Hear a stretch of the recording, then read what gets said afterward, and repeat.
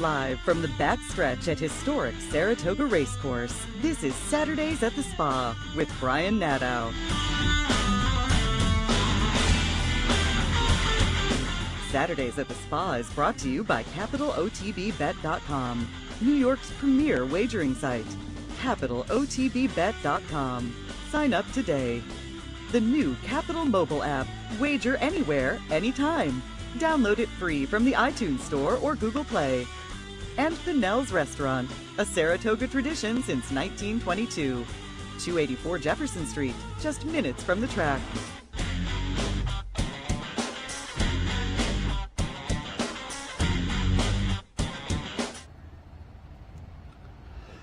Good morning and welcome to Saturdays at the Spa. Brian Nadeau with you. Closing weekend here at Saratoga. It went by quickly. Woodward Day. We've got a phenomenal Woodward. I'm going to be joined in a second by Dallas Stewart, who's got definitely one of the main players in there in Seeking the Soul. 14 in the Woodward, and Anthony Mormino and I were just commenting that it's been a long time since we got that many going to dicey two turns on the main track, so Dallas was kind enough to take a few minutes. We're going to bring him here in a second, and then a little later, Kenny McPeak's going to stop by. We thought we were going to have Linda Rice talking a little voodoo dancer in the Baruch on Monday, but she couldn't make it, so we reached out for the bullpen, and hardly the bullpen because Kenny just won the Alabama a couple weeks ago, and I think he's got a major player in Restless Rider in the Spinaway, so we're going to get to him, and then Alex Sano as well, assistant and son of Antonio Sano, as they bring in Gunnavera, another main player in the Woodward. But at least for my money, favored, I think favored at least on my line. I bring in Dallas Stewart. Dallas, I appreciate you taking the time. Thanks, on a busy morning. Seeking the Soul definitely rates as one of the ones in, as I said, a wide open Woodward today. How's he coming in? It's a great race, you know, and the horse is doing terrific. He's won here before. Yeah. He had a really good work on the Oklahoma.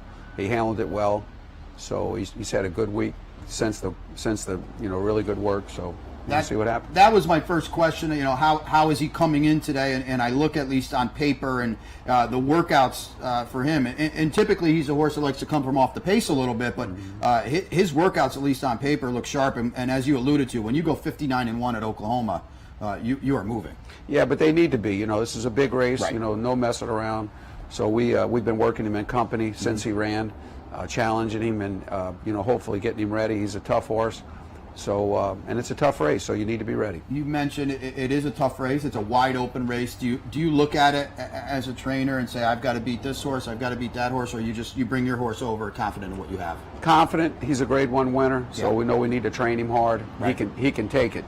So here we are. We got a great rider. Castellanos on him for the first time, and he's coming off a big win in the Travers, so we're happy to have him. Javier has had a phenomenal meet. John Panic, his agent's going to join me a little bit later on in the show to kind of close it down. And Javier, as Dallas mentioned, won the Travers and as good a long-distance rider on the main track as we have. We've got a couple videos here. First, we're going to show the Clark, which is, I guess, his coming out party. You know, Grade 1 win. He had done a few good things before and had won here before, but he got a little third in the Lucas Classic at Churchill. But goes back to I guess his home track and wins their big the Grade 1 Clark at 7-1 that day. Johnny was on him. Here we see him. Kind of sitting in mid-pack. Was he coming up to a big race this day? Obviously, there was a pretty good step up in class. Yeah, Diversify loose on the lead, by the way, here, and we know how tough he can be running. Yeah, well, he Seeking the Soul, I think he either equaled the track record or broke the track record the race before at Keeneland. So we skipped the Breeders' Cup Classic to point for this one, and it worked out great. I mean, Johnny gave him a great ride. The horse is very game. He likes a target, and so he looks like he's going to have a lot of targets today. There's 13 other ones in there. Yeah, and that's a good segue to, you need a little pace. I don't think there's any doubt about that. It looks like, at least on paper, especially with some of these guys drawing so far outside, that you would think you're going to get some hitting in there. Is it a race that you look at that could set up for him? I mean, yeah, I just think he fits with the group. How it's going to play out, we'll find out. But I just think he fits with these horses, and, hopefully he'll be better than them. The next one we're going to bring up was his comeback. So you ran in the Pegasus. Tough track for your horse, a very speedy track. at Gulfstream over the winter, and, Yeah. and he runs fifth against, obviously, Gun Runners in there. West Coast, arguably probably the two best horses in training at the time. Guinevere runs third in there. You'll see him again today. He comes back in the Schaefer at Indiana Grand on July 14th. Was a layoff by design, freshen him up a little bit for a summer fall campaign? Well, no, actually, he had an injury Okay. coming out of the Pegasus, but it didn't require any surgery. But we just gave him a little break after that and started him back slow. Did a lot of jogging with him and did a lot of things with him. And then we got him to the Schaefer here, and he moved to the leader here real good. I actually thought he was going to just blow by him, but that horse got an easy lead. He's been running good all year, and he just outran us. There's no, can't make any excuses. We just got outrun. Maybe we were a little touch short, but I think we got a lot out of the race, and that's why I said we worked with our workouts. We did a lot in company, and we did a lot of workouts, and we did them hard. Yeah. And then hopefully all those good scrimmages, everything will, go for a win today. Right. And I would think, that was going to be my next question. I would think, all things being equal, that I know you didn't win, but that would have probably been the perfect comeback off the long layoff. Now you're second over here for the big one at Saratoga. Yeah, Did you yeah. get out of that race what you needed to? Yeah, I think so. Yeah. It looked like it was hard, and it's a good horse. He challenged him real good, so we'll see what happens. You were a little closer that day. Do you have a trip in mind? Do you tell Javier anything? You said first time he's getting on him. Do you have an ideal trip? These good riders, I Yeah. don't really get into their head. Okay. I just let them play it out. Right. They're watching the races just like you and I Right. are. They know they can see what happens, what the horse does, and I just want them to play off instinct. You mentioned you're a track and distance winner. It can be a tricky main track here, especially going 9 furlongs. He can handle it. Little feather in your cap, I would think. He can handle it. He can handle it. You mentioned Chuck Fipke, the boss. You've had some pretty good luck with him too. Forever Unbridled, certainly Breeders' Cup distaff winner, and Seeking the Soul is along those lines too. It looks like, at least on paper, it took him a little while to get to this level. A work in progress, maybe. Yeah, that's what horse racing's all about. Yeah. Like, this horse is a very well-bred horse. Chuck has the mom, the dad, and Chuck's great about letting you take the time and developing, hopefully good horses. Right. And so it just takes time. There's no rush. These are animals that are bred to run a long way, Yeah. and sometimes it takes time to develop that endurance in them. And like I say, I just give all the credit to Chuck for letting us take our time. Last Saturday, Classy John in the opener on Travers Day. I don't want to say you put one by, but he was a little bit of a price. He ran off the It screen. was all right there, 58 and 3. I don't know what y'all wanted. He but- was flying. Now this one, he came in from the Churchill Downs Training Center, ran off by 6 lengths. On a day, typically those Travers maiden special weights are everybody wants to be involved in them. So to see a young horse win off like that, it has to be having you think big. Yeah, I'm just proud of Mr. Murray Valine. He bought the horse. $12,000. $12,000. Actually, he thought he was buying another horse, and he bought that one. And when he looked at him, he was happy with him, and he sent him Right. up to me, and we got to working him, and his workouts were tremendous. So we talked about coming up here, and he was very game for it. And so hopefully we'll look at the Champagne Okay. next. Keep him and at one turn at least for the yeah, time being? Yes, that's kind of the plan. Okay. Well, one-turn mile at Belmont. Yes. Breeders' Cup win, and you're in, I think, too. Yeah, to he's get- not Breeders' Cup, so we'll have to Okay. pay a little extra if So, we can get to that point. Wouldn't be a bad problem to have. No, that's a good bet. And it's a good segue to today because you're in the opener with an unraced 2-year-old. Brian Hernandez is here. Looks very similar, at least on paper. He paid at $25,000 for a Son of More Than Ready, so maybe another bargain buy. I hope so. That was working big. This one was here for a little bit. Frolic Yes. More in the opener, but very strong works for this one too. How's he coming in? Good works. I hadn't had a bad work. Had a 59 and change over at Oklahoma. Had a minute out of the gate here. He's been trained. He's trained well. We'll see. Again, Classy John came from Churchill and didn't have a work over the track. No.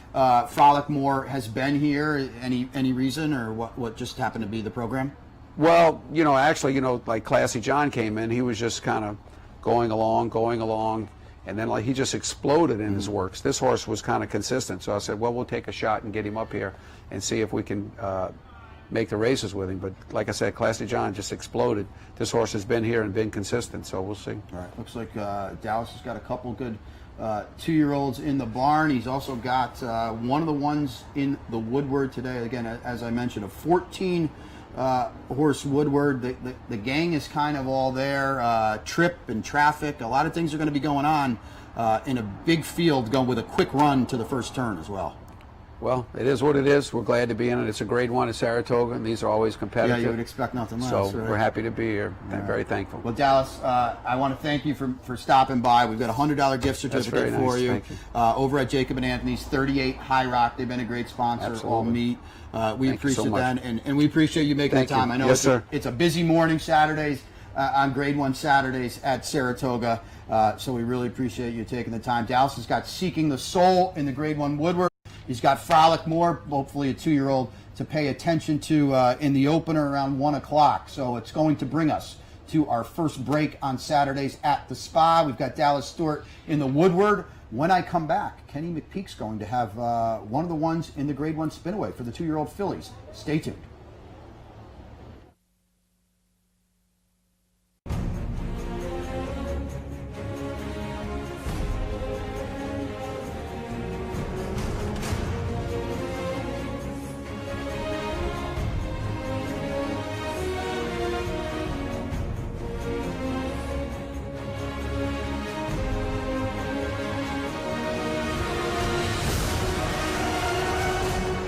Sign up today for Capital OTB's handicapping series and plan your trip to Las Vegas.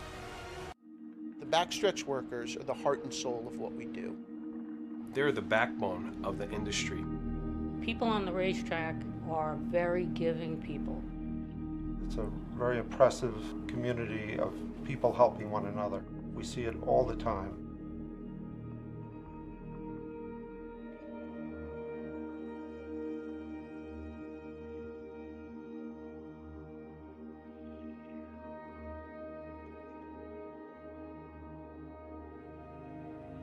Any help we need it.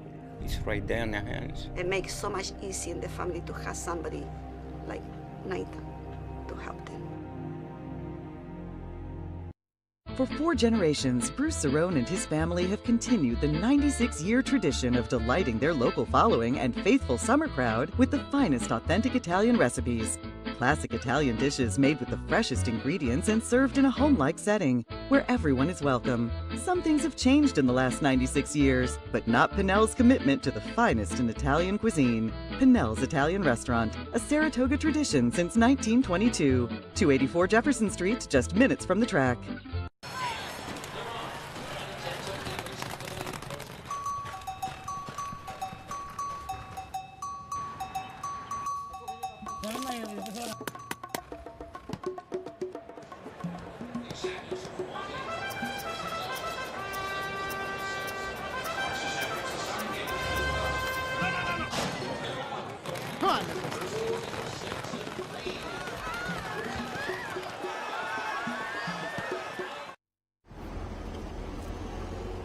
Good morning. Welcome back. Brian Nadeau with you. Saturdays at the Spa. Final Saturday of the meet, but there's a lot, as we alluded to, Anthony Mormino and I, a lot going on here still at Saratoga. 3 days left. We've got the grade one Woodward today, and thanks a lot for Dallas Stewart for stopping by on a busy morning. He's got Seeking the Soul. We've got the Spinaway. I'm going to bring Kenny McPeek in here in a second.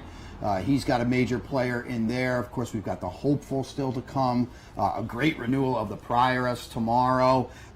Kenny pinch hitting today, but I use that very loosely because when you win a grade one race 2 weeks ago, the Alabama, and I think you're co-favored or favored in the grade one Spinaway, pinch hitting for Linda Rice is probably not the right term. Kenny, thanks for making the time on, I know, a busy Saturday morning. Welcome back. I joked off the air. We got you home in the Alabama. We'll try to get you home with Restless Rider and a deep renewal of the grade one Spinaway today. Yeah, we're excited. Another big race to be involved in here in New York, and big shoes to fill following Dallas. No, he's a good friend of mine. We actually meet him out on the lake every Tuesday, so he's a good man. We'll bring in, we'll talk a little Eskimo Kisses first before we get into the Spinaway. And it's kind of a neat segue because obviously Eskimo Kisses is a 3-year-old filly and Restless Rider, an exciting 2-year-old filly. But we had you on here and we talked about the race. I texted you congrats afterwards, and you said it was kind of just how you hoped it was going to, how we talked about it was going to play out. We're going to pick it up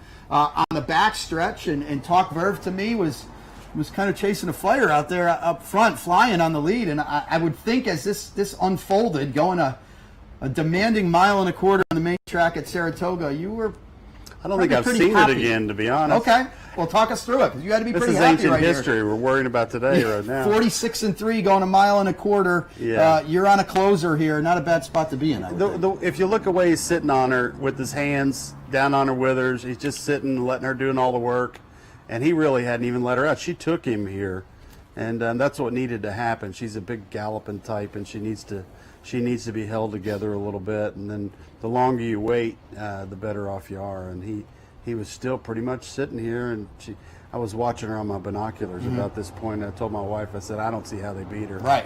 I mean, she's still got a lot of horse left. So. And we talked about it going in. If there was a 1.25 mile horse in the race, it was Eskimo Kisses, and then you see the splits up here, and just a great ride as well, and tiring leaders, and here you are coming blowing on by at a healthy 9-1, I believe. Yeah, too. nice. It's set up nicely. I mean, she's good right now. Yeah. I think she's an improving filly. You know, she may be a very good older horse. Yeah, all came together. Monomoy Girl wasn't there. Midnight Bijou couldn't see out the 10 furlongs. Do you work back? Is that the plan from the Breeders' Cup? What? No, we'll probably go to the Spinster. Spencer, okay. Should be cross-nominated Older horses at for the Spinster and the Beldame. Okay. Although I really like the 2 turns at Keeneland a little bit better. Yeah. Although I think she'd handle Belmont well. Right. A sharp can be a pretty sharp 1-turn 9 furlongs at Belmont. You're based in Kentucky anyway, so you can kind of lead her over there right at Keeneland. At least as it looks right now, after a long and what can be a pretty arduous year on these fillies, she's still going up, huh? Yeah, I think so. You know, the break we gave her back in the spring after the Oaks, I think's been real beneficial, and I think she's got a couple of good ones left in her before the end of the year, and then we'll have to make a hard decision whether she races as a 4-year-old or not. But she's just a lovely filly to be around, and she's come out of the race good. She had a little maintenance breeze this morning over at Oklahoma. She gave 40. I told my man to go 50, and he went 49-4. So he always hits it right, Danny, and should be a good fall with her. And Churchill Downs, I know the distaff is 9 furlongs, not 10, but that can be the long stretch there. Can be a demanding racetrack. I would think that's got to be a trip you're looking forward to too at Churchill Downs. Well, she's going to need to be a filly that has some pace in the race to set up for her. But the long stretch at Churchill should be good too, and she ran well in the Oaks, so she didn't get beat far. Right. But look, it's a good spot to be in. We got the grade 1 in our pocket, and she's going to be worth a whole lot as a broodmare all her life after that one. You mentioned a tough decision to make, but not a bad decision to have with, as you mentioned, now a grade 1 winner that has a pedigree and pretty valuable, whatever you do with her, whether she comes back at 4 and progresses or not. Well, Anthony Beck, he's the owner of Gainesway Farm, and they stand Tappet. I think she'd look really good and fall to Tappet at some point. Yeah. But we'll leave that up to Anthony. That's a high-level problem that we all dream about. Well, and then dreams today in the Spinaway. We go backwards because we're going to show Restless Rider's debut win at Churchill Downs when she won comfortably at almost 9-1 that day, and she was a good-looking winner. We're going to bring it up here on the backstretch when she won comfortably. I always say, Anthony Mormino and I talked about it. I always say anytime you see a 2-year-old that at least can come from off the pace a little bit. I know she was involved here as we look at it, but she, not these 2-year-olds that break in front, clear by 2, win by 5, and don't learn anything. I would think when you're passing horses in June as a 2-year-old, it's got to be encouraging. Well, we really we take a lot of them back on purpose. I'm probably not a real good first-time out trainer to bet because I believe that they need to learn how to finish before they need to learn how to break. Right. And so we put a lot of effort into concentrating on how a horse finishes in a workout in a race more so than how they leave the gate. And so you want them leaving clean, settling, take a little dirt in the face, let them learn to stalk off horses, and then kick on late. And look, she's very professional from the beginning, and it's even Eskimo Kisses is a filly that went back early in her races, and of course she's really learned how to finish.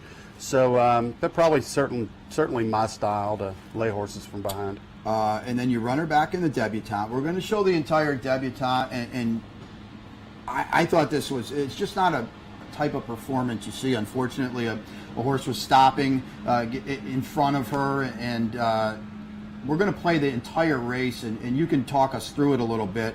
But to do what she did that day and to show that much stop-start professionalism in her second lifetime start, you had to leave that race just absolutely blown away. Well, it's actually I was at Monmouth because I had a horse in the United Nations, a horse named Vittori Ken, and I was watching it on the television, waiting for my race, and it was a damning moment when she got stopped. Right, I thought, of course. whoa, She's going to be down inside here. She's lost every chance on that. She's number 5 in the middle of the pack there. But yeah, when she gets stopped, it was like, oh, we're not going to win this race, and I thought it was pretty much over. If you watch real closely here, she's going to. Unfortunately, the horse on the lead was injured, but so right here where we're actually moving up into second, and then boom, then she's next thing you know she's backed out of it, and she had to dodge the horse that stopped, and now she's 4th, 5th. I'll let everybody else enjoy this from here. Watch her go. You can't train this into a horse. I mean, quickly back in stride. Turn a foot. She got her composure. She went wide, 6 wide, 7 wide. Yeah, you just don't. To almost come to a stop like that and then instantly re-break, and she basically almost brought Brian Hernandez up there too. It wasn't like he was really asking a whole heck of a lot, and here she is just hand riding in a canter here under the line. A freakishly good performance that you don't see. Did I can't imagine you knew she had that in her, but were you confident going into the race? Yeah, I actually fully expected her to win. Okay. But when you get stopped like that in the middle of the race, you certainly you question whether you can come back. But you can't train a horse to do that. She has that natural talent, and I'm fortunate enough to have found her in the auction. Another one, like Eskimo Kisses, I bought at the sale. I love doing that, and she wasn't overly expensive. I mean, $150, which it's a lot of money certainly, but it's not a huge money. And I think people maybe think that Distorted Humor he's pretty far up there in age. I want to say he's 24 or 25. Mid-90s maybe, right? Yeah. Elliot Walden? Yeah. So he's been around a while, but he still had a good one in him anyway. Right. What was it about her that that kind of tipped her off to you and said that's for me? She's pretty much a polar opposite of body style of Eskimo Kisses. Eskimo Kisses is more a big aircraft carrier type, and she's a big leggy filly. This filly is more compact. She's high. When you look at her conformationally and the way she balances out, she's actually really high in her hindquarter, and she's got another really great hip on her. But this is more of a sprinter hip, and actually the way she runs, I believe we're not going to have any trouble getting her to go 2 turns. Okay. But she's a little more downhill, but certainly speed, and she's certainly shown it. And it's a bit of a process in trying to get her to go 2 turns, because I really on purpose avoided the Schuylerville and I believe it's the Adirondack, because I don't want to sprint her too much. Okay. I mean, this will be your 3rd sprint start. You have to worry about their mind. You got to make sure that they can still settle. But the next 2 starts after this are the ones that really matter, which is Alcibiades. Yeah, which sets her up for the Breeders' Cup. Okay. So if we can get a win in your end in this race or the next one, then we've punched her ticket and she's set, on go for the rest of the fall. So I know in this day and age, this is one of my little pet peeves. I see a layoff line in the form. June 30th in 2018, and how people run horses is not a layoff, but how has she come out of that race, and how has she progressed, and is there do you have any trepidation today that it's a little sharp for her, or she's ready? Well, she worked 59-1 over at the Oklahoma track, which I don't think I've ever had an older horse do. Dallas said, Seeking the Soul worked 59-1 himself, and if folks aren't in the loop about Oklahoma, I always kind of think that's about 2 seconds slower than the main track. You can't work any faster. It was a rocket work. I think it physically or fitness-wise, it sets her up. The only reason the layoff is because we decided a 3-race pattern to bring her up to the Breeders' Cup. Okay. If you run in the Adirondack and you run in the Schuylerville and you run It's in a lot the, to ask. Yeah, it is. It's a lot to ask. Right. And we really, working for Gonzalo Torrealba and also Paul Fireman of Fern Circle, grade 1's what they're after. Sure. And it's that certainly we're going to take 3 shots at grade 1's with her. We think she's every bit ready for that, and we didn't want to squeeze her and knock her out earlier in the summer with too many races. Right. So she looks like, as you said, looks like she's coming into this. Obviously, Baffert's bringing in Chasing Yesterday, a half to American Pharoah. She's going to be favored. Who knows how good she is? She looked really good winning at Del Mar. Do you look at this race and you say, well, I've got her to beat, or I know you're in a good spot too. I would think you'd like the post today. Well, Bob's already got his quota for the meet. I think he's had enough. I mean, so anyway, somebody's got to knock him off his pedestal every now and then. He's a friend of mine, and he obviously brings a serious runner every time he comes. But he knows my filly. He's asked me about her. Mm-hmm. He actually asked if she was for sale. So anyway, that's okay. Anyway, but it's nice. We got out to run some good horses in here. It's not just her. There's several in there that got a lot of talent. I would think, at least on paper, a lot of these gals are stretching out to 7 furlongs. You are as well, but I always feel like at this time of the year, the precociousness starts to wear off on some of these horses that, as I mentioned earlier, broke running and didn't get a lot out of their races. Or I would think, and she certainly, Restless Rider shows it on paper, she's a filly that isn't going to mind some hitting up front and lay back a little bit and make a run. Well, it'll be interesting. I think the hard part from the 11 hole is that if you get hung, 4, 5, 6 wide coming out of 11 hole, then it compromises your chances. There's no question. But is there a really good horse inside of her that has its own way? I mean, who knows? Once again, this isn't the ultimate for us. I mean, I'm every bit prepared to win with her today. She's ready to win. Right. If she doesn't get the trip, she doesn't get the trip. But she's going to be dead set for the next 2. And it's interesting to hear you talk about that, because you are working backwards from your home base at Churchill Downs in the juvenile in a couple months, or geez, 2 months from today, I think. So obviously you have big expectations and a lot of confidence in this filly, because typically you talk to a trainer and they say, well, we're going to worry about today and we're excited today, which obviously you are, but there are bigger goals down the line. Well, the best filly I've ever trained is Take Charge Lady. Yeah, sure. Take Charge Lady was a little bit different than this filly. Take Charge Lady won her first race. Right.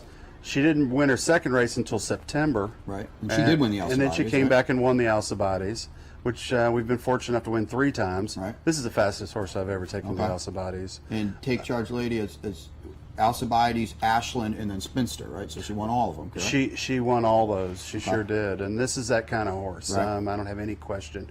Take Charge Lady had more tactical speed. She would lay right on the pace and keep going. This filly is certainly more rateable. Right.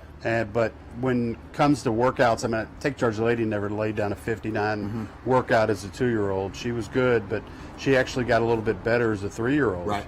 We're hopeful that happens with this filly, but it's a good problem. And I haven't won a Breeders' Cup race, believe it or not. I've been 2nd and 3rd I think 15 times without a Breeders' Cup win. Okay. So I'm actually wanting to really kind of hammer that one this year and get that out of the way. Juvenile, I think, right? Tahana Run was 3rd. Tahana Repent was Run, 2nd. Okay. Beautician was 2nd. I have had Catman Blue. I had Noble's Promise. Okay. They all hit the board. So, we always hit the board. But anyway, we like to end that streak. That one's kind of frustrating me. Yeah.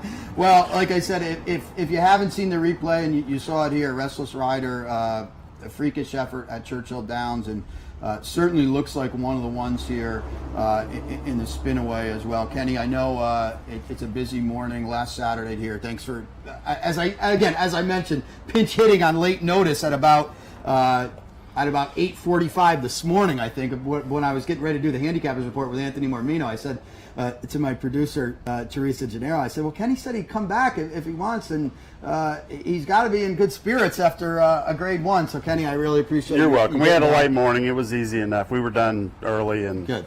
No problem. And Kenny mentioned maybe Jacob and Anthony's to celebrate tonight, you said so. Or Pinnell's. Or Pinnell. Okay. I love Pinnell's now. You It's the could do best. worse in either spot, but Kenny McPeak's got Restless Rider in the spin away. Eskimo Kisses already blew him away in the Alabama a couple of weeks ago. We thank him for stopping by. Good luck today in the spin away, and it's going to bring us up to our second break at Saturdays at the Spa. We had Dallas on, another Kentucky guy, Ken McPeak here. When we come back, Alex Sano, assistant to his dad, Antonio Sano, going to run Gunnevera in the Grade 1 Woodward. Stay tuned.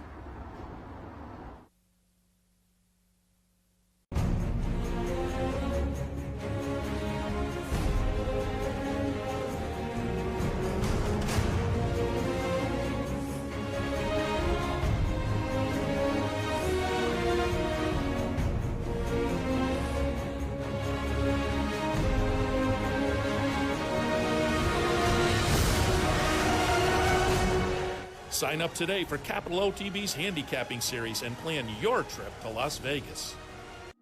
The backstretch workers are the heart and soul of what we do. They're the backbone of the industry.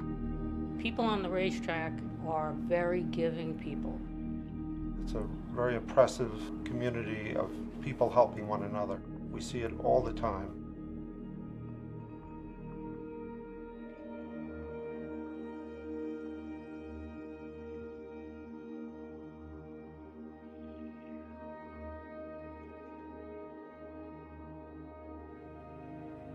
Any help we need it.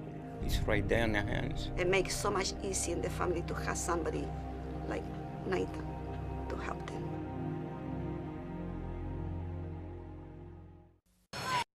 For 4 generations, Bruce Cerrone and his family have continued the 96-year tradition of delighting their local following and faithful summer crowd with the finest authentic Italian recipes. Classic Italian dishes made with the freshest ingredients and served in a home-like setting where everyone is welcome. Some things have changed in the last 96 years, but not Pinnell's commitment to the finest in Italian cuisine. Pinnell's Italian Restaurant, a Saratoga tradition since 1922. 284 Jefferson Street, just minutes from the track. Now it's a global series. The best racers from all over the world, the best trainers, the best jockeys. You can get a free entry into the Breeders' Cup, and everybody wants to run in a Breeders' Cup race. You get your travel expenses paid for the Breeders' Cup. Automatic berth takes a lot of pressure off. If we're considering 2 different races and one was a win and you're in and one was not, that would be the tiebreaker. It's probably the best thing that's happened to racing in the last 10 years. Breeders' Cup Challenge, win, and you're in.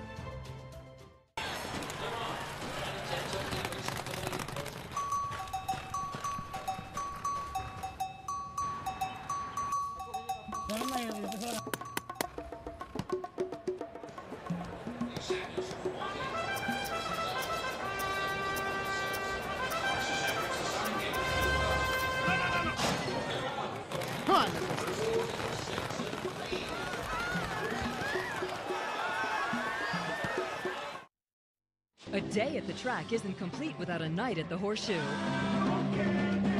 Great food, hot music, and cold drinks. So why go downtown when all the action's just across from the track? The Horseshoe Inn at the corner of Nelson and Gridley.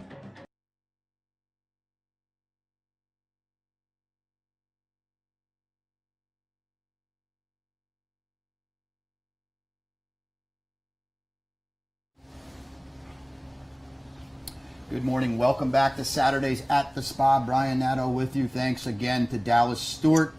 Stopped by and joined us talking a little Seeking the Soul in today's Grade 1 Woodward. And then Kenny McPeak just joined us too. And he's got what I think is a major player in today's spinaway in Restless Rider. And like I said, if you didn't see that race in the debutante at Churchill Downs, go back and watch it because you don't see 2-year-olds do what she did that day. But we're going to segue John Panagot, jockey's agent to Javier Castellano. You were with us at the start, even before Saratoga, as we were getting ready for the meet, and you were thrown in the fire, your first Saratoga, and now it's almost over. And there's been a lot of highs with Javier Castellano throughout the meet. Are you happy with your first Saratoga? And I would like to think Javier's pretty happy. Yeah, we had a very good meet. A lot of support. Javier is riding super, which helps. Yeah, overall we're very happy. Very happy. It's so competitive up here, right? And you want to go out there and get off to a good start, and we did. First couple days, I think after 4 days we had like 9 wins or something like that, and that helps. Even though it's such a long had to help run, they see up here a little bit too. The mental aspect, mental strain of it all, get going. So it's nice to come out of the gates, get yourself in a good position. We're going to show what was clearly the highlight of Javier and your meet. We're going to take the Travers from the absolute start here. Javier gets aboard Catholic Boy in a Travers that was, Chad Brown had a couple heavyweights in Good Magic and Gronkowski, and Mendelssohn was here. Javier has shown time and time again in going these 1.25 mile races on the main track at Saratoga. He's better than anyone. Talk a little bit about the Travers, breaking from the far outside, instantly getting position into that first turn had to be critical for Catholic Boy. You see Javier look over a few times there with Santana trying to see like who's going to outrun who. It almost looks like they're saying, "Are you going?" And then Tenfold looks like he can't really run with Catholic Boy into the turn there. So Javier kind of took the initiative to say, "Okay, I'm not waiting for you anymore." And by the time they go around the turn here, he's just in this spot where you say, "Okay, I couldn't have drawn it up any better." And then they slow it down the second quarter, and you feel real good. Especially you look back and you see everyone behind you. Gronkowski's in tight back there. Good Magic not really traveling too well. Yeah, out in the center of the track, and he kind of got a rough go into the turn there. He was wide. And it's just right now, it's just kind of like, okay, you really need to not handle it to not win. On a track that was playing speed all day, right. too. Yeah, he's got him in a great spot. And just a second ago, he kind of tested it. You could see he tested the horse out a little bit. Javier did, Catholic Boy, to see what he had, and he went up to eyeball Mendelssohn. He said, "Okay, it's underneath me. I feel as good as I have as much as I feel I do." Yeah. And he kind of just kept it, and now he keeps him as a target. And man, Mendelssohn ran a good race, didn't he? He did. He actually did. Just hearing you talk about that brings me back.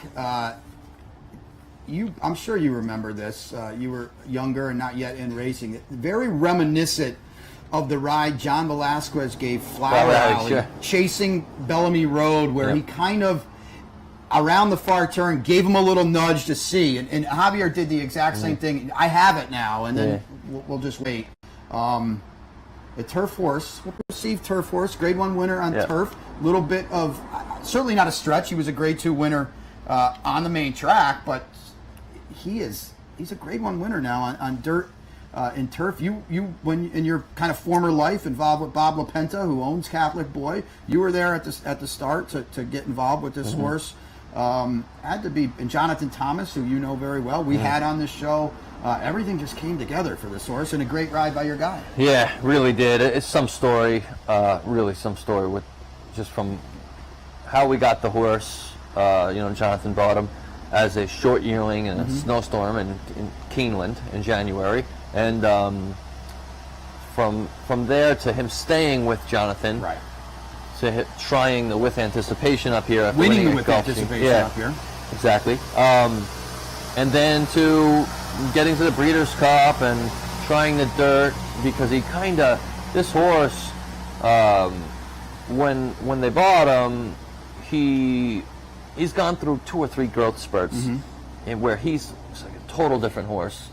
And when he got to the Breeders' Cup, from the With Anticipation to the Breeders' Cup, he didn't run. He had a significant layoff. I think it was 8 or 9 weeks. Right. He really blossomed. There, right? I think fourth. Got beat a length. He really blossomed, and he changed. And I remember Dale Roman said something to Jonathan one morning and said, like, "That's your horse for the turf." And Dale said, "Man, he looks like a dirt horse." And Jonathan walked away like, "Man, are we the 2 biggest idiots here?" And but it was amazing, because Jonathan had mentioned something about, like, "Man, this horse is getting over this dirt so well." maybe something like the Remsen, Right. you know, if he comes out of the race well, because he's so fresh. And I think skipping the prep allowed us to run him one more time before the calendar turned, and fast forwarding all the way to the Belmont Derby to, you know, switching roles, Right. to going with Javier and now the Travers. It's just it's been awesome. I would think you're Javier Castellano. You had other options. Was it always Catholic boy, or did you think, you don't have to give away the trade secrets by any stretch of the imagination, but you know, Javier was comfortable riding this horse. Right. Yeah. I mean, he wanted to ride this horse. Yep. Before he even worked Catholic boy up here, and I think he worked him 3 times. He said that's absolutely the horse I want to ride in the Travers. He says he's got the right style. I could do anything with him. I've got so much confidence and faith in the horse, even though he hadn't ridden him on the dirt yet, and hadn't even worked him on the dirt. I was surprised at how confident he was in the horse. Yeah. And then when they worked here together, he worked here in company with another horse on the inside, and they worked at like 59 and change. And I think they went out like 113 or something like that, 178, 127. He came back and picked him up in the golf cart, and he gave me one of these, like, he's the real deal, he said, John. He said, he's the real deal. I said, dirt? Same? He said, no problem, no problem. And he worked him the following week, and same deal. Jonathan comes up to us and he says, oh, what do you think? And he said, Jonathan, can I win my 6th Travers with you? And he's trying to say, whoa, slow down, you know. And the confidence that Javier had in this horse after breezing him twice. Yeah. And you know, we'd seen him run in the dirt, and he run very well in the dirt. But it's always in the back of your mind, like, you know, I can do. There was never a doubt in his mind that he wanted to ride this horse in the Travers. And after had to have you smiling. Yeah, for sure, for sure. So makes it easier when you don't have to make the decision. And Monday, you're back in the hopeful with Sambaye, who you won the Sanford with. We're going to bring that up on the backstretch here. Earlier in the meet, second day of the meet, I believe, and it's kind of a nice role reversal in that you're always, you know, you're looking to get on the next Catholic boy. Right. You've looked at this race, obviously. I jokingly said about the Woodward, it's not your dad's Woodward. I don't think it's your dad's Hopeful, right? Yeah. It's there, and Sambaye and the starlight colors here tipping out. Here he is here, three deep. Horse with a lot of promise. Yeah, I mean, you can't knock his race record. He won first time out at Gulfstream, right? And he came back and he ran really well in the Tremont. We picked him up for this race, and I guess he was a little slow out of the gate at Belmont. And Javier, I thought this was a very aggressive and shrewd ride from Javier. He got him out of there really, really good, and the horse was on his game that day. And he kind of got up like on heels, and he was really in the bridle, and he looked like he was loaded and could be the winner all the way around. And I think the aggressiveness, helped the horse that day. And he's got the same rail post today. And I'm just looking through the field, and I just had Kenny McPeak on about the spin-away with Restless Rider, and his filly in this colt here has shown in all 3 of his races the ability to pass horses. We're going 7 furlongs here. That 7th furlong isn't going to be ideal for a lot of these guys that kind of broke and didn't figure out anything. You guys have to be pretty confident the fact that you're bringing a 2-year-old, you're riding a 2-year-old that has passed horses in the lane. For sure, I think that's big, especially when he's a horse that probably won't be on the lead. Right. And he's the rail. Yeah. You know, if you're a speedball and you're the rail, you don't really have to worry about it. You don't really have a choice. But I think he's kind of going to, let them go and sit behind. I believe that's Todd and Javier. But just handicapping from it, trying to go from the other side of the fence and handicap the race, I think that looks like, And he'd be ready for that if that was the case. If they want to go crazy up front. Sambaye is the type of horse, you rode him last time for the first time. I mean, it's got to be it's got to be fun, but it's got to also be challenging. These are the type of horses you want to get on, because we might have you on a year from today talking about these kind of horses playing a heavy role in the Travers. Sure. The next, I would think the next goal is always to try to get on top 2-year-olds. You've got obviously you're deep in Chad's barn, and we watched that race together upstairs when Javi won off on one of Chad's 2-year-olds. I think about 7-1 that day. Network effect. So getting on these kind of horses, are you comfortable going ahead in the fall that you're on some live horses that are going to stretch out and be major players? I think so. You won 2 maiden races with Network Effect, like you said, and for Chad, and Standard Deviation. You won for Chad too. Yeah, those are 2 good horses that were good enough to win first time out. You got a horse like this who's won a stake already. They'll come in waves. The Saratoga babies, the stakes horses in Saratoga, then the maidens at Belmont turn into Remsen horses maybe. And then who's left? Wanting to go far, being a one-turn horse. Right, because we're going to wake up in a month or two, and we're going to say, "Oh, I remember those horses that were, second in the Schuylerville." And they don't always progress. So, first Saratoga is behind you. It goes by quickly, but you got to be happy where you're third in the jockey standing, right? Second in the jockey standing. Get it right, Brian. It's my last Saturday too, by the way. We can do that over. Second in the standings. Listen, a lot of support, riding for the right guys, riding the right horses. Javier obviously makes a position like mine easier because of his talent and how likable he is. One of the more personable guys. For sure. It was great. Great experience. Kind of like, hey, look fast, catch. Kind of me. So.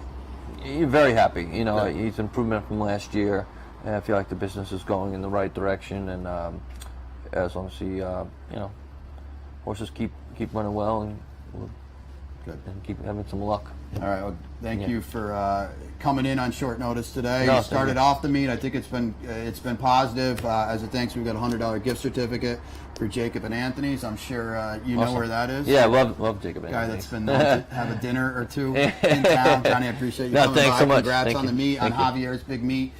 It's going to bring us to our last break on Saturdays at the Spa. When we come back, as my producer Mick Richards has said, we've got the whole Sano family, which is exciting. Antonio and Alex. So we're going to be back. Gunnevera, major player in the Woodward. Stay tuned.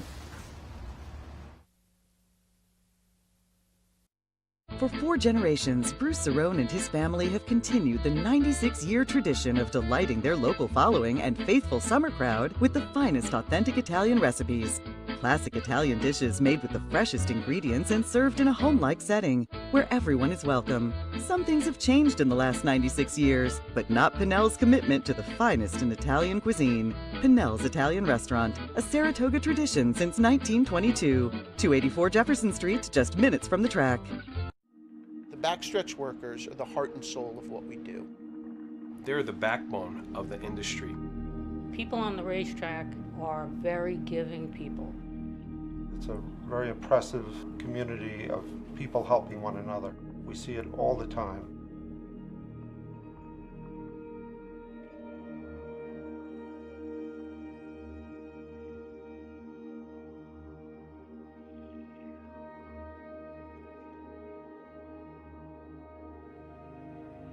Any help we need it. It's right there in their hands. It makes so much easier in the family to have somebody like Nathan to help them. If you like to play the Late Pick 5, here's some great news. Capital OTB is now accepting internet wagering on Naira's Late Pick 5 at Saratoga on all platforms and all digital devices. Simply log on to capitalotb.com, look for the icon, and there you go. If you're playing on one of your digital devices, just open your Capital OTB Bet icon, click on the menu button, and scroll down to find the Late Pick 5. Late Pick 5 wagering, now at Capital OTB.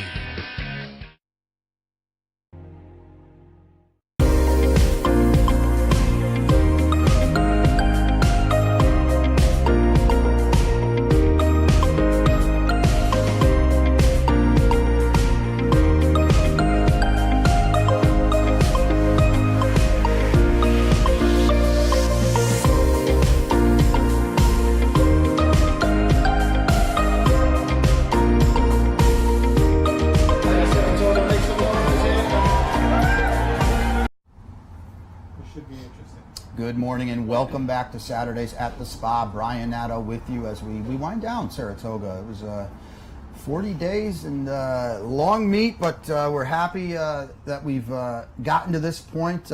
We had Dallas Stewart to start out, and Dallas has got Seeking the Soul, one of the main players in today's Grade 1 Woodward. Kenny McPeak swung by on late notice. We appreciate that.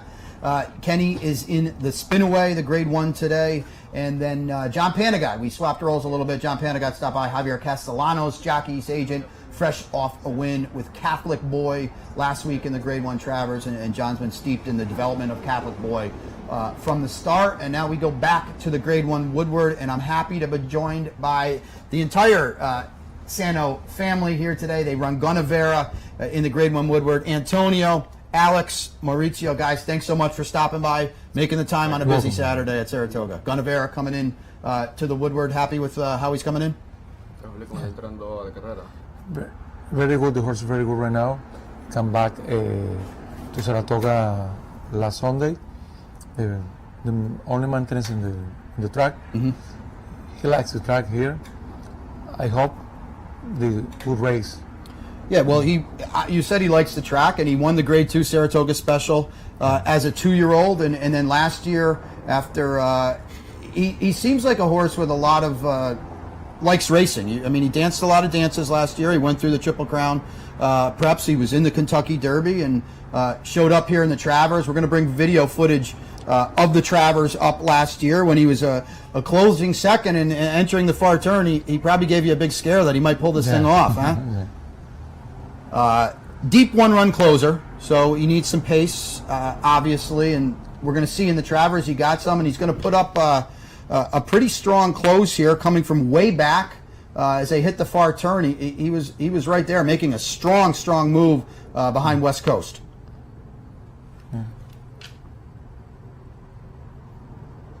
And here he is tipping out too wide right here. West Coast down inside on the lead. Gunnevera making that strong run. Seems to be a horse that not everybody takes to the Saratoga main track, but he seems to be a horse that appreciates this dirt track. Yeah, he's been showing the likeness for this track ever since he was a baby. Then when we took him back to Gulfstream, he's been training there. He was doing good there. On the Travers, he demonstrated once again he really loves this track. It being a 24-1 shot, even though that at Gulfstream we were sure that the horse had a big shot on this race. So that's why we came up here to take a shot at it. West Coast is an incredible horse, and he's being able to get there in the money in some very, very, very big races. And we think Gunnevera's effort in that race was one of his best. Yeah, and on to the Breeders' Cup Classic, where he ran a very good fifth over a track that's probably not conducive to his deep closing style. I thought, there's obviously Gun Runner, and West Coast was in there, and you met him again, but a very solid run in the Classic too. Yeah. Comes back in the Pegasus, the World Cup. Another, Gun Runner and West Coast again.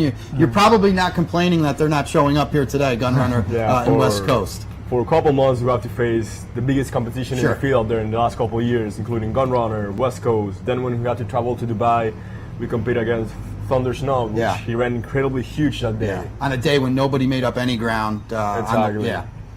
And we're glad that we're getting a relief technically in competition. Even though that is a Grade 1, there's still very strong horses out there in this race. But we're also glad that there's not these huge competitors as we have faced in the past.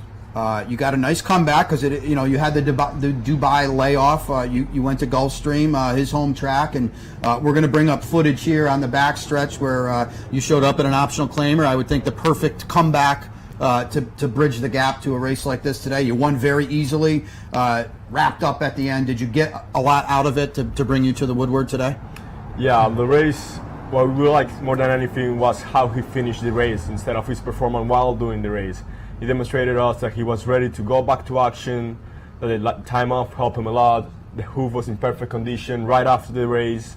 And we're glad that Zayas, more than anything, he was confident with the horse. Like himself told us, hey Antonio, we're back in the game. Let's go for the big races once again. Certainly looks like, I look here, he worked 13-1 at Gulfstream Park West. That's a big move coming into this race. Because the horse is ready for the race. Yeah. This is never in her life the horse working. Definitely. Yeah. He was closer last time. Maybe, I don't know if that was because of the kind of the lack of competition, but as you said, he worked very quickly. Do you envision him being closer today? Is there, typically he's a horse that comes from well out of it. Do you want him to be a little closer today?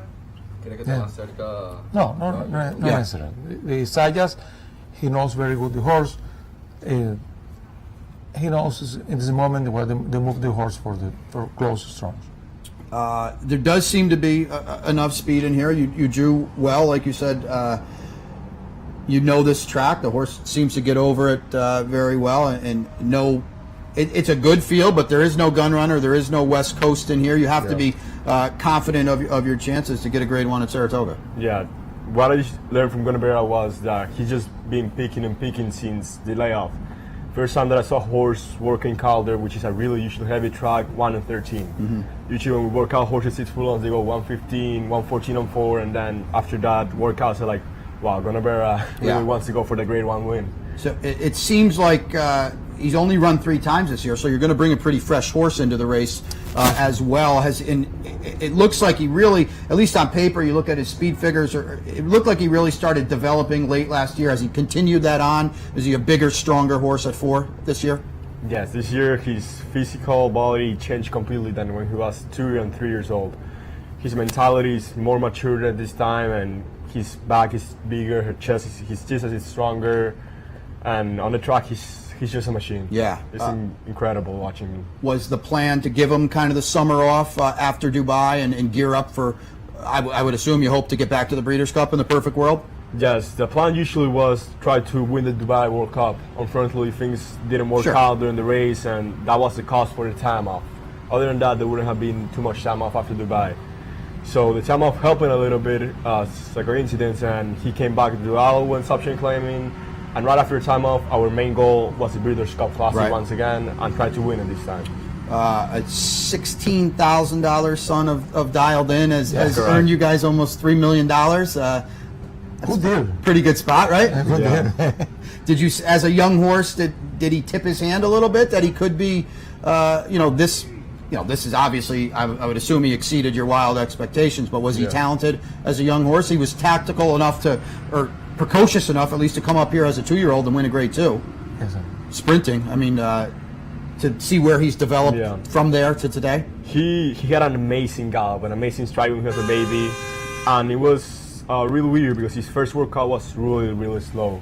2 furlong workout, it left us all in shock, like, wow, what can this be? Is this a turf? Did we make a mistake or something?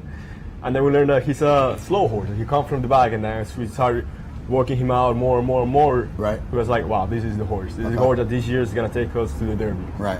And he did. And he's keeping on, and which is pretty impressive, too, because, you go through the rigors of the Triple Crown.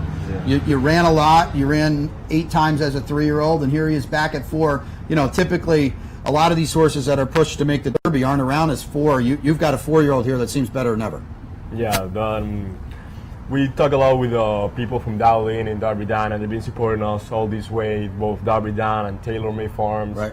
And Hunter Hooligan from Derby Dan told me, congratulations, Alex. You guys have created a war horse. Yeah. You have competed in the best of the grade 1s against the best horses out there, and you guys really deserve to be out there in the field. And he's the kind of horse, too, Zenyatta, that deep one-run closer. Fans like to see those horses come from way back in their races and make that big late run. He's an exciting horse just to watch, during his races. I can't imagine, being involved with him like this. He kind of, he makes you hold your breath, and then he makes his late run. Yeah, it can be showing the Fountain of Youth race. My dad got really excited. He jumped in the track, and it was enthusiastic. It was a real big moment for us, trying to qualify for the Kentucky Derby for the first time ever. Yeah. So it was really exciting. His running style is one of a kind. What was that like, bringing a horse to the Kentucky Derby? Sorry? I know how to work for sprinters. It's so proud and very important for me. I had the opportunity to run the horse in the Kentucky Derby. Yeah, and he ran 7th. I mean, he ran a very credible race. It was a tough race. Yeah. Always Jim is a huge horse. Then on the top, we went to win the Bahamas. Right. And yeah, it's been nice with him. And it was funny because a couple of years before Gunnabera, we had a horse named Fall in the Sky. Mm-hmm. that he went to run the Derby the following year, and we had it as a baby, and me and my dad had some arguments to sell the horse, not to sell the horse. We ended up selling the horse, and then when here in the Derby, I was kind of mad with my dad for a little, but then went over that phase. And hopefully he'll bring you back to Churchill Downs later this fall as well. Yes, let's go. Gunnevera in the Grade 1 Woodward today, the entire Sano family. I want to thank you guys. Really appreciate you making the time. A busy day, I know, here at Saratoga. Gunnevera is going to be one of the favorites in today's Grade 1 Woodward. He's got as good a chance as any, as we talked about and they mentioned. He's a Grade 2 winner over the track here. He's going to make his late run, and it's a Woodward certainly there for the taking, and he's got as good a chance as any. So, guys, I want to thank you so much for stopping by. And that's going to do it. That's going to do it for Saturdays at the Spa. We 8 shows here, and we got through Saratoga, and a lot of people to thank as well. First and foremost, my producer, Teresa Gennaro, who's out there, who is many Friday nights manning the phones and the texts and trying to get guests, and it's not easy to get everyone up here at 10 o'clock on these Grade 1 Saturdays at Saratoga. So a lot of thanks goes to Teresa for doing all the heavy lifting for me and my guests as well, the Sano family, and throughout the course of the year, because again, making the time to get here on a Saturday at Saratoga can be very tricky. So I want to thank each and every one of my guests that has come on here, and then certainly the guys in the trailer, Brian DiRenzo, Mick Richards as well, that helped put this show on, and the guys back home, Dino and Danny and the rest of them back in Albany, John Signor for asking me, I guess back in May, if I wanted to do this show, a segue from Mark Casano's, wildly popular and successful down the stretch, and we got through it, and everybody else that's been involved, I'm really proud to just be a part of it, and it's me in front of the camera, but everybody else behind it as well. So it's going to be a wrap. It's going to be a wrap for me at Saratoga as well. Anthony and I did the handicappers report, and then this is it for Saturdays at the Spa. So we've got 3 days left of great racing, though. Make sure you get up here. The weather looks like it's going to cooperate. A big Grade 1 day today, graded stakes tomorrow, and the Prior S certainly Monday, and the Grade 1 hopeful to shut it all down. But that's it for me. And our sponsors as well. I can't thank Jacob and Anthony's enough at Over 38 High Rock. They've been with us since day one. Really happy as that as well. So it's going to be a wrap for Saturdays at the Spa. Brian Nadeau with you. Hope to see you here later this afternoon at Saratoga. Good luck for the rest of the meet. Thank you. You're watching OTB TV, a service of Capital Off Track Betting.